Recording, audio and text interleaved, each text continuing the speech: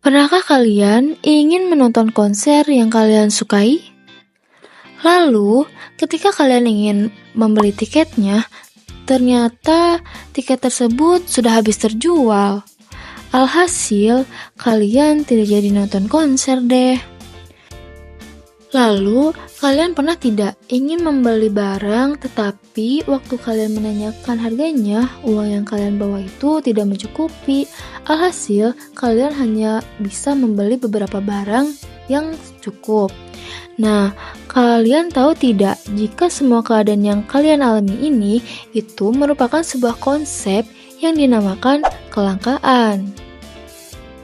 Kelangkaan merupakan kondisi di mana sumber daya yang tersedia sangat terbatas, sedangkan kebutuhan manusia tidak terbatas. Kelangkaan ini merupakan salah satu masalah pokok ekonomi yang sering kita jumpai loh. Nah, kondisi kelangkaan ini dapat terjadi pada sumber daya manusia, sumber daya alam, sumber daya modal, dan juga sumber daya wirausaha. Untuk penjelasan lebih lanjut, yuk simak terus videonya. Kalian lihat, di perusahaan tersebut mereka sedang membutuhkan tenaga kerja di bidang tertentu. Tapi ketika interview, tidak banyak ahli di bidang tersebut. Nah, inilah yang dinamakan kelangkaan sumber daya manusia. Di perusahaan yang saya kunjungi ini, ingin membeli mesin baru dan juga ingin meningkatkan jumlah tenaga kerja. Namun, model yang dimiliki perusahaan tersebut tidak cukup. Alhasil, mereka harus memilih antara membeli beberapa mesin saja atau merekrut beberapa tenaga kerja saja. Nah, kondisi ini disebut dengan kelangkaan sumber daya modal. Untuk kelangkaan sumber daya alam, kita bisa jumpai saat peningkatan harga bahan bakar. Harga bahan bakar terjadi karena bahan bakar fosil yang semakin menipis, seperti batu bara dan minyak bumi. Hal tersebut bisa menjadi kelangkaan sumber daya alam. Sedangkan kurangnya jumlah pengusaha dan sumber daya kewirausahaan di suatu wilayah atau negara itu dinamakan kelangkaan sumber daya kewirausahaan. Nah, kelangkaan itu bisa terjadi karena beberapa faktor loh. Pertama, karena keterbatasan sumber daya alam. Kedua, karena pertumbuhan penduduk yang sangat pesat.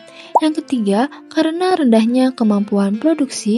Keempat, karena perbedaan letak geografis. Lalu yang terakhir, karena bencana alam. Untuk mengatasi kelangkaan, kita bisa menggunakan beberapa solusi. Yang pertama, kita harus bisa menyusun skala prioritas dari yang terpenting hingga tidak penting.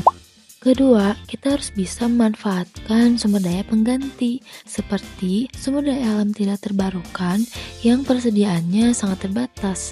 Sementara, kebutuhan manusia tidak terbatas, maka diperlukan sumber daya alternatif sebagai pengganti sumber daya ini. Ketiga, dengan meningkatkan kualitas sumber daya manusia, seperti melaksanakan pelatihan tenaga kerja agar kemampuan yang dimiliki oleh seseorang menjadi maksimal hingga dapat meningkatkan kualitas diri.